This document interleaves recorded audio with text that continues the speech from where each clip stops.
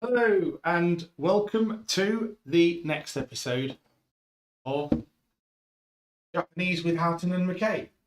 And I'm going to be teaching you this week something to do with positions of nouns and what we want to do with them. Now, let me just put this down really quick. It's interesting because our sentences are going to really expand now, and they're getting a little bit more advanced. So usual drill, if you want to keep up, you can pause the tape, play them back at different intervals and so on and so on. It gets really interesting in this lesson. If you have questions, obviously put them at the end of the discussion. I can't tend to them as I'm talking, but certainly I can do it after the presentation. Without further ado then, let's have a look very briefly at what we've done so far. This is for people that are probably joining this course at this stage. This is the fourth lesson. We've done the des form and all of the tenses to do with des. And then in week 2, we went on to the mass form of verbs, the basic verbs and their 4 tenses as well. And we then looked at the type form with expressing want with verbs, and we've also had a look at something called particles. So wa, I said I'd start to write in Japanese a little bit. Learn that one there. Not possession, in other words, apostrophe s, give possession of something to somebody, and ni, ni, N-I-W-A. It's almost an HA, but it's pronounced wa. We don't say ha when we say it. Okay, so that's what we've covered so far. This lesson, as I've said in the comments, in the explanation on the post, on both, incidentally, YouTube and Facebook, if you're watching this, please do me a favour, help me to grow and subscribe, as everyone says on these videos, to the YouTube channel as well. Just go over there, spend a few seconds, click subscribe for me. That really does motivate me to carry on and make some more lessons for you. So this lesson is position of nouns. There's 3 words for position in general in Japanese. Kono equals this. I will say where the positions are in a moment. Let's go through these 3. Kono equals that. That's where we stop in English. We usually have just these 2. Japanese is a little bit harder sometimes. And we have, oops, I nearly wrote the same one twice. We have ano, which is that over there. Don't worry too much about how far away something is, because I'm just checking if I can still hear my voice. Sometimes the mic cuts out. I want to make sure that we don't have a silent lesson going on, as was the case in the other week. Kono is when the object is nearest to the speaker. Kono. Kono is when it's nearest to the actual person you are speaking to. And ano basically is when the object in question is furthest away from both of you. Kono pen. Kono pen. Over there, pointing at the wall, kono pen. And then it's not near to either of us, so we can say ano pen. You put this first and then the object after it. Kono kuruma. Let's have some more words. Let's replace this with actual nouns and words now. Remember where they are. This, that, and that over there. There's more than 2. We have Japanese now, not English. Kono kuruma. Kuruma is car. Kono sakana is fish. That fish. Ano tatemono, building. Ano tatemono. That's usually the one you're going to use, isn't it? If you're talking about a building over there and you're stood with your friend. Ano tatemono wa. Wa. What about it? Oops, I've made a hash of that wa.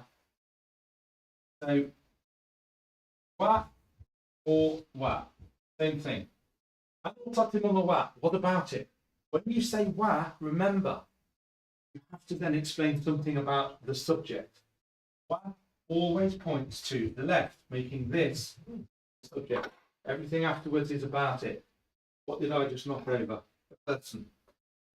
Sono sakana. Wa. What about the fish? That fish.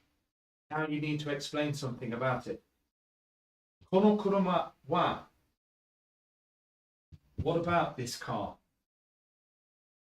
What about this car? And then you have to explain something about it. We are going to need adjectives very soon, and I'll start to introduce adjectives in brief at the end of this lesson. As you know, I always introduce a little sneak preview before we go on to other things. So let's expand on that then. I'll give you 10 seconds or so to write those down or to do a screen capture. Kono, sono, ano. Remember your pronunciation. It's the o as in Oscar. We're not saying kono, sono, and ano.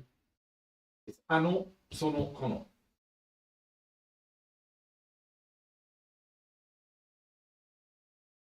So there we go. Let's go on to position of actual areas and places now as well. I've got to be careful with how I move my hands, because if I do certain gestures, the camera moves into me. You don't see the ball, so I'm just watching on the other screen there. Okay, so with places, and we don't mean literal named places. This pen is running out. Let me swap to blue. With actual, that's marvellous. Sorry. With actual places, it's very similar.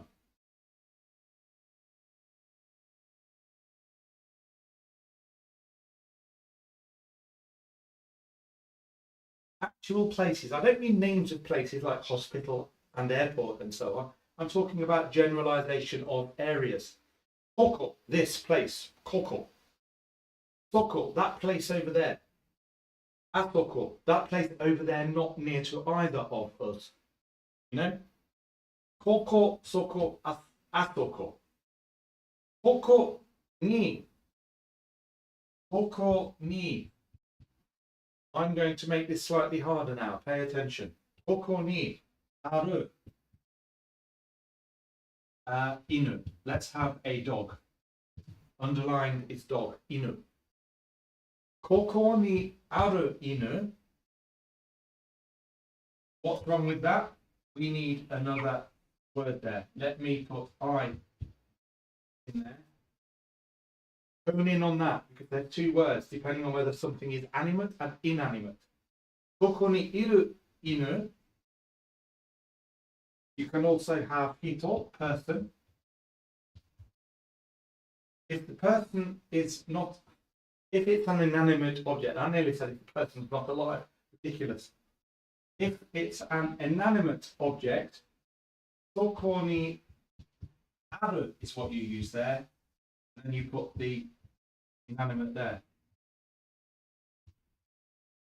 Kuruma is an animated object in normal English, isn't it? It moves. But we are talking about things that are animated of their own accord. Asoko ni, which one for, if you remember, building? Which one do we have there? Is it inanimate or animate? Would be aru. Asoko ni aru tatemono. Asoko ni aru kuruma. And then you can put wa on the end. So you're saying, as for wa there, the building that exists over there, that exists, koko ni iru hito. Asoko ni iru hito. The person over there. Soko ni iru hito. Make sense? If it doesn't, pause the tape. Let me have some comments. I can respond to emails and so on and comments in the posts on Facebook and YouTube. Don't give me thousands though, because I'll have trouble keeping up ready for next week. Right, there we go. Let's expand this a little bit, and it's very easy to fall into the wrong trap. So I very nearly did, but I spotted it. I'm going to keep that one there. And for those that like advanced language, this is called a type 1 relative clause. Koko ni iru hito wa. We need wa after that. Wa. As for the person here, let's say over there, because it sounds a little bit strange if we're talking about them and they're stood next to us. So the person over there sounds more natural, doesn't it? Asoko ni iru hito wa. As for the person over there, we can put verbs in there and turn them into present perfect. We'll do that later, slightly too advanced for the moment. And then you can recall what we did in previous lessons and say a question in the possessive. Anata, anata, you, anata, no. The word for friend is. Probably won't fit it on there. Let's try. Tomodachi equals friend. Tomodachi. Almost 2 syllables. Tomodachi. Tomodachi. Anata no tomodachi. Lovely rhythm. Try and speak that way. Not too obviously though. Anata no tomodachi desu ka? Desu ka? Basically, is the person over there your friend? That's what we're saying there. Asoko ni iru hito wa anata no tomodachi desu ka? Is that your friend over there? Basically. You can swap around now and start to change with different words.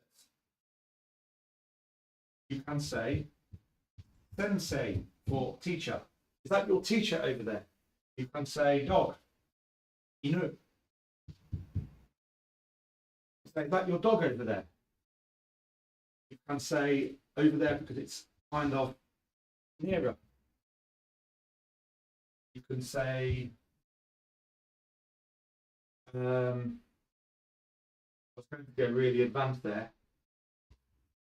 You can say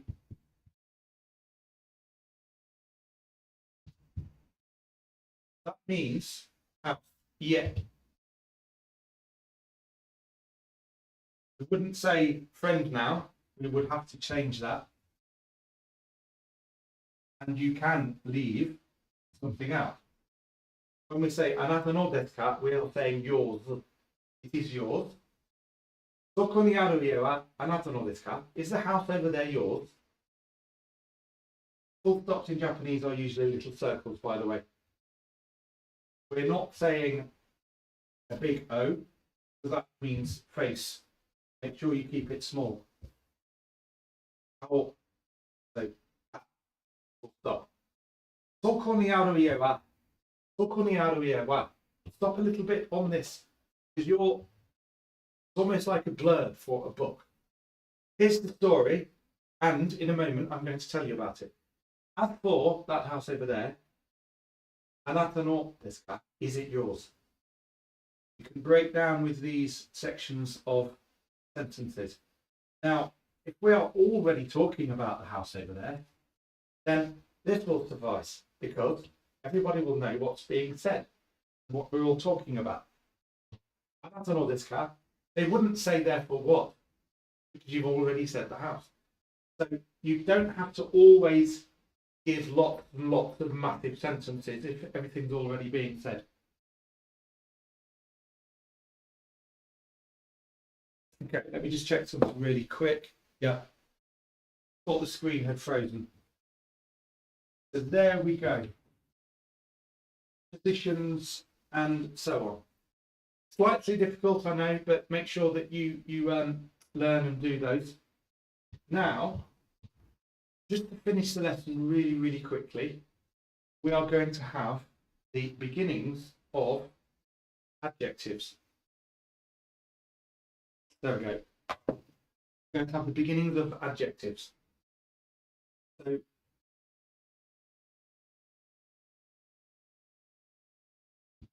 tasty.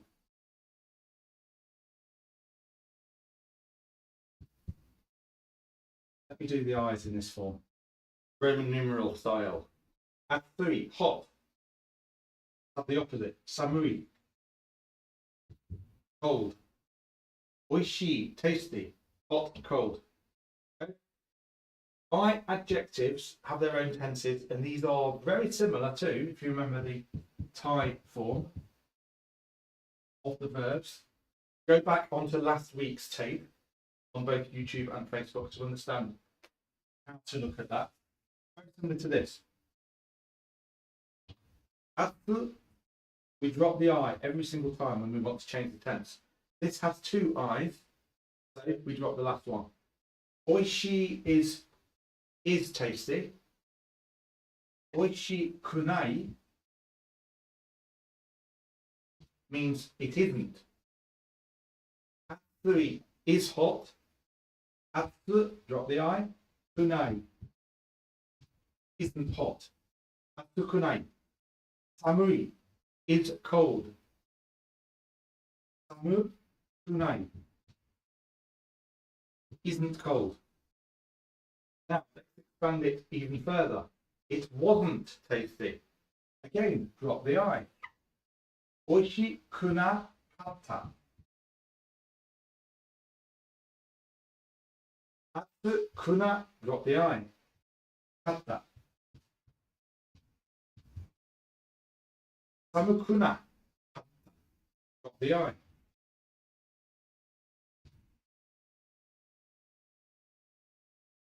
There we go. And if you want to add a little bit of sweet politeness to the sentence, it doesn't have a polite tense to it at the moment. I'm not saying it's impolite. I'm saying it doesn't have a form. It's bland. So you can put des on the end here. A little bit confusing because it might sound like you're handling the tenses. You're not. You're simply saying it is so that it was not tasty. It is so that it was not hot. It is so that it was not cold. Okay. Now, one more tense. You need the positive past. Oishikatta. Very good one if someone asks you how the meal was. Oishikatta, and that's when det is very often used. Oishikatta desu. Atsukatta. Atsukatta. Desu ka? Was it hot? Atsukatta desu ka? Atsukatta. Two consonants, make sure you do a small pause. Samukatta we want. Samukatta desu ka? Was it cold? And we're dropping the I every single time. Do not say samuikatta, that sounds odd. Although, of course, people would understand still. So there we go. Next week, we can introduce these and deepen the sentences and make sure that we bring it all together. If you've got time, I would really appreciate it if you could give me a few comments. Be honest, did you like the lesson? Do you think it was too fast, too slow, too messy, brilliant, inspiring, all of those things? I want to hear all of your thoughts. I'm trying to develop these broadcasts and improve them every time. If you look on YouTube, first ever broadcasts I did, they were quite misty because I didn't have a proper camera at all. It was so blurry, almost like someone was sprinkling sand down my face in front of me, dust. I promised that I would improve that, and I did. We're going to get better kit, logo behind me as well, illuminated neon, video screen, and all of those things. On the subject of broadcasting, if you would like to feature yourself on the show, to discuss books, your art, your ideas. If you have a business, if you are a specialist in any field, I want to have you on the show as a guest because we have Sunday discussions. If you're in the arts, if you're in media, if you're a singer, a writer, any of those things, get in touch and let's have you on the chat show. Thank you for taking part in my lesson today. Really appreciated. Again, I'm trying not to use both hands because the camera starts to move around. And I'll hopefully see you next week. Thank you again, everyone. See you soon.